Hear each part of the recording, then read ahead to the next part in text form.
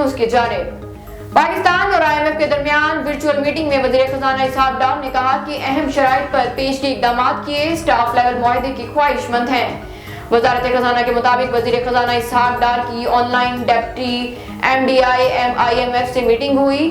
Secretary خزانہ حامد یعقوب شیخ اور governor state bank بھی شریک ہوئے۔ اعلامیہ کے مطابق اجلاس پاکستان کی معاشی کارکردگی کا جائزہ لیا گیا۔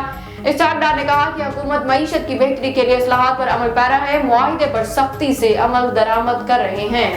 Pakistan international air lines PIA نے عید الفطر پر کرایوں میں کمی کا اعلان کر دیا۔ قومی فضائی کمپنی کی جانب سے عید الفطر پر کرایوں میں 10% کمی کی گئی۔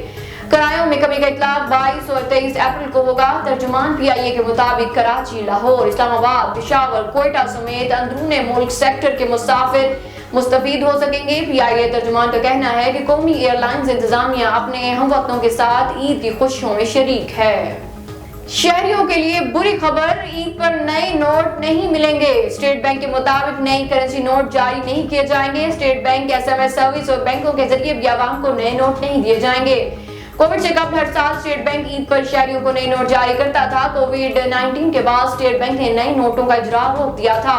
اسٹیٹ بینک نے SMS سروس کے ذریعے متعلقہ برانچ سے نئے نوٹ لینے کا سلسلہ جاری شروع کر دیا تھا، تاہم اس بار عوام کے لیے نئے کرنسی نوٹ جاری نہیں کیے جائیں گے۔